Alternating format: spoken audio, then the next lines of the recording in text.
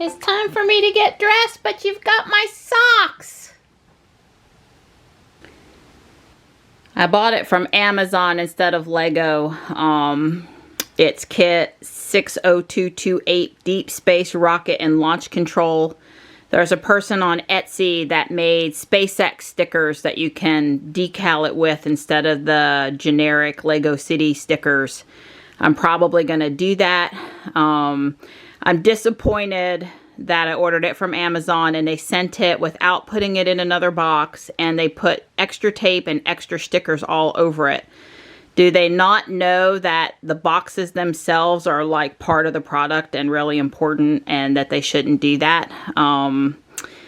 Yeah, I had no way would I have guessed that they wouldn't have put it inside one of their typical brown boxes. So that's twice now I've been frustrated with Amazon this week. The other time being our subscribe and save order getting damaged, not sent to us, and not reordered.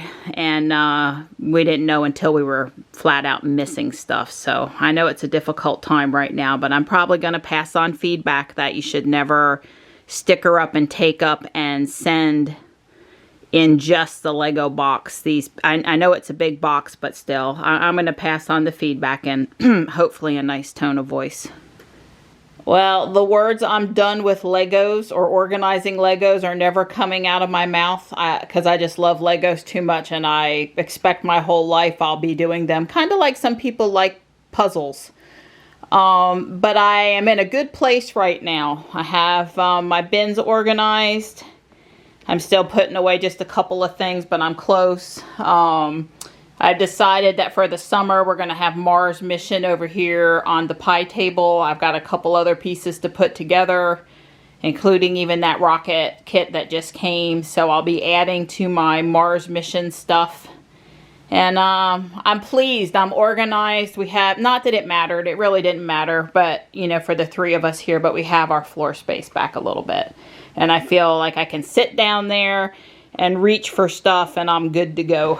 Yeah, there are some bins in here. This would be lesser used stuff that I might need if I decide to do a mock, a build that doesn't come in a box that I got to pull parts for. I can see me being in there, but I won't be in those frequently. Well, it's that time of the year again. It's June. Ruby's birthday is coming up on the 14th of our delivery day, June 14th. And we are taking her to get her inspected, which means, oh joy, we get to pay yearly taxes on her. Woo! Not. Yeah, Ruby has a software update to put on. I'll schedule that when we get home. I see the little alarm clock up here. Plus I got a notification on my phone that I saw when I woke up today. I just disabled pin to drive, so that won't throw them off. And now I'm gonna get the registration out of the glove box. Here we are. So they let me stay in the car, and I've been helping with the center screen, but the gentleman, you know, he drove it, and he's the guy outside making sure the lights are doing what they're supposed to. Well, our little Sitco guy, he's added this outdoor awning, carport, benches and stuff for social distancing purposes. He's put a drum in front of the door. That yellow drum is actually in front of the door, so that you can't wait in the waiting room. So they asked the last customer to walk around on that gravel there versus walk through the shop. So they are really doing good on the social distance. They asked us if they wanted to wear a mask, gloves, or whatever, you know. So I have to say, my Sitco guy here, he's with the program. I had my mask on while the gentleman was in the car just to be safe. They're happy to be reopened. We were happy they were open. We will continue to recommend them for anybody on this side of town looking for an inspection. Like I said, their current policy is they let an owner stay in the passenger seat and help them with the screens and doing. They don't do anything without asking you first, and I really super appreciate that. So we still absolutely recommend them. Let's go out the other end. I asked Don to stop by Guardian Angel. I was curious about the crowd in the parking lot and if people were waiting to get in, and I would say that it's a pretty small crowd right now. especially it is senior day. And, you know, probably if you wanted to go in there, you could. I don't want to go in. I want to go in, but I don't want to go in, okay? So I'm still waiting to decide when I think. We're driving by Home Depot just to see, and there's no appreciable line right now. So we're headed back to the house. We really didn't have any other business in town besides getting Ruby inspected. I'm pleased to report that Main Street, Fuquay in general has not had any damage the last few days. Downtown Raleigh cannot say the same. And was very happy to hear that we had a peaceful protest in front of our police department. That our police chief, she came out and hung out with the protesters. I hear somebody dropped off water, dropped off candy, and they put up a makeshift pedestrian crosswalk on Main Street in front of the police station where there isn't normally one, so that folks could, you know, be safe while they were out there chatting. So I wish that was the same kind of a story in all the other towns across America.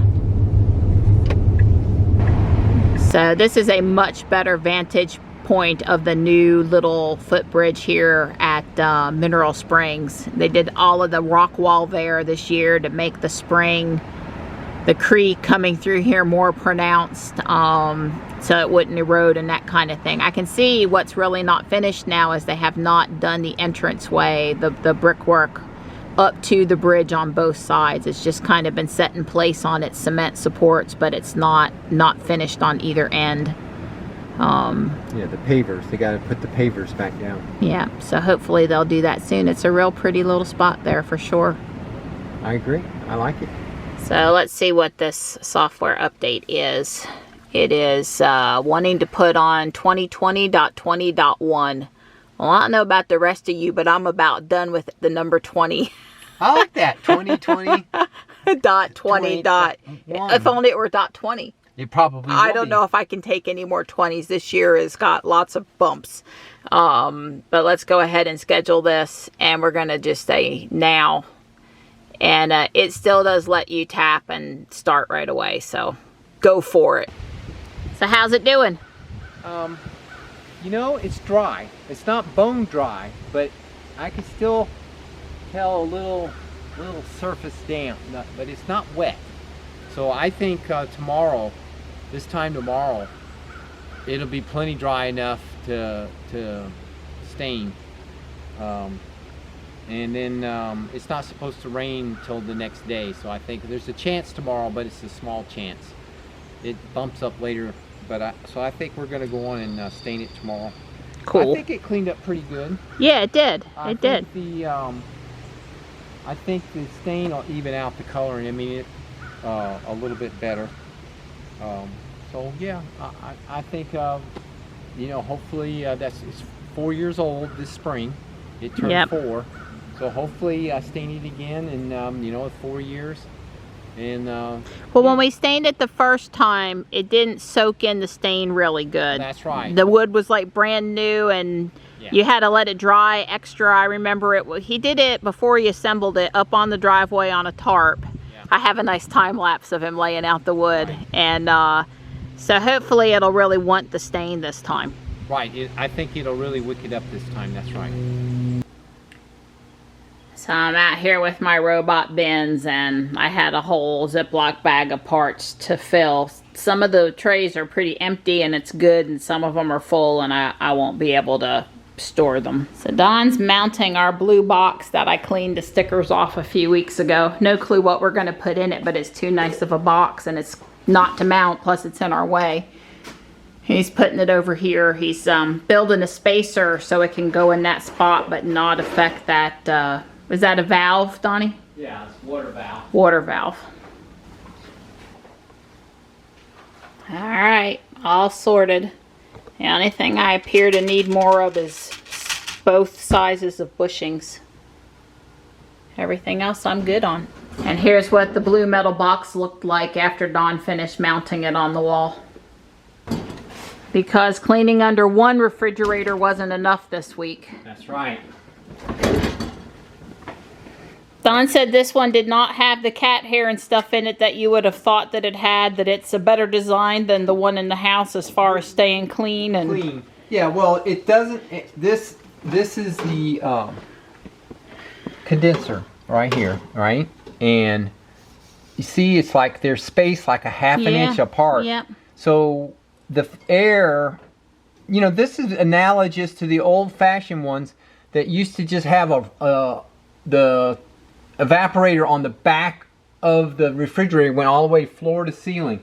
So all they've done is wrapped it, spiraled it here, and steel. This is steel. That's not aluminum. I mean, the tubing might be copper, I don't know, but all I'm saying is the actual surface that dissipates the heat isn't likely to get clogged up with very fine. And I mean, I wrapped my finger in there, and it's not dusty enough to worry about. Yeah, I don't think we've cleaned this anytime recently, so it must be, Don reminded me this came out of my dad's house. Yeah, the only... So that would have been like 2014 or 13, something like that. The only issue I fixed is this right here. This tube either shrank a little bit too much and it had popped out of the tray. And it was putting water from the defrost cycle down here, which is what all that back there, that dark stuff is. So I basically used a twist tie and a little bit of plastic I had laying around so that the tube stays in this tray. When it defrosts, the water comes down here and goes in this tray, and then that fan as it runs causes that to evaporate. So that, you know, even the fancy, like the one in the house does that same kind of technique. They always have a pan that catches the water from the defrost cycle. Sure. And then over the day, as that fan runs, it causes the water to evaporate. And so that's why you don't have to have a drain on a refrigerator. Yeah, I guess maybe more like 2011. But at any point, we're glad it's still ticking. And yeah. I guess I'm glad we don't need to make it a yearly thing, because if it was not gunked up there, considering the cats sleep in this corner in the winter, then it must not be going to get gunked up. Yeah, well, you know, I haven't put a meter on this. When we first got it, I put a meter on there, and I think it costs about $5 a month. My old refrigerator. Oh yeah, that we found. $11 a month or something, $11.50 or $12 to run it, and this one was half. It was like $5.50. Yeah. Or something like that. So this one was. I immediately switched to this refrigerator. I actually had it in the house for a while, but when Marianne and I consolidated a household, we brought her big side-by-side over, and we put this to the garage. Yep. So I didn't have to move out the chest freezer because there's no vents or anything on the underside. It's all on the side over here. It's not behind it. But I did clean out the floor, you know, scrub the gray coin floor underneath that refrigerator. So who knew when Dad was playing with his brand new router in the 80s that something could become so sentimental. I asked Don to hang it, and that'll work. Yipper, it's spectacular on my garage. Not Don's appendage? Not appendage. Spectacular. Okay. I just love it when the workbench is that clean and ready for a new project. Oh, joy. You can leave it out because of Taekwondo. Yeah. We set it near the bump, which is still on the list to fix, so that he won't trip on the bump. He usually stands back, about here to do his Taekwondo stuff. That way he can see them on the computer on Zoom up there and doesn't trip on the bump. Okay, looks good. I'm good. I came in the house to hard-boil some eggs and get the ribs ready to go in the oven and a couple other tasks. And I saw that my new fountain pump came. Don went to the mailbox. I don't know if our regular mail was here, but the Amazon package delivery mail person was here at least. And Don just took to setting it up for me. How lucky am I? Pretty lucky.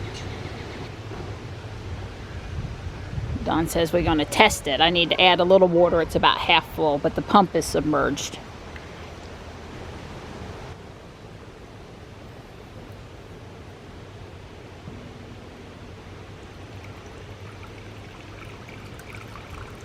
Way cool. Probably gonna make it more bubbly than be that tall. We'll see. But it's working. Don adjusted it down a little bit lower, which I think is good. You know, this one just is not as pretty as the other one. You can't see the water spilling quite as good. I guess it's not 100% level. It's pretty level, but even if it was more level, you still couldn't. So it kind of needs the little bubbler on top. I like it. I'm glad it's running. I decided I wanted to start putting it together tonight. Let's see how far I get. Well, there are 5 separate books. Not 1, not 2, not 3, not 4, but 5.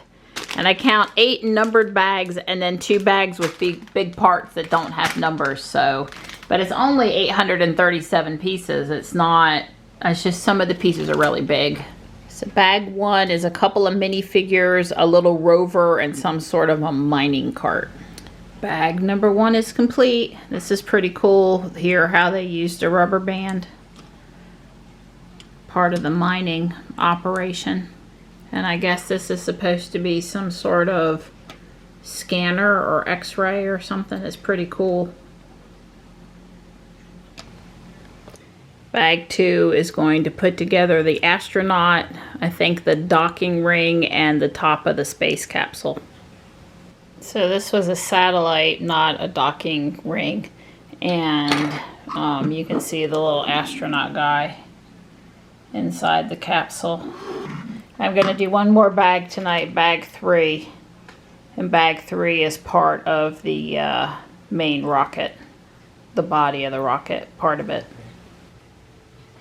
So I got the lower part of the rocket built, and I got the capsule up here where the astronaut is. One of the other steps must be this upper part of the rocket, which is very similar to this brown section here. So pretty good so far. I'm done with bags 1 through 3.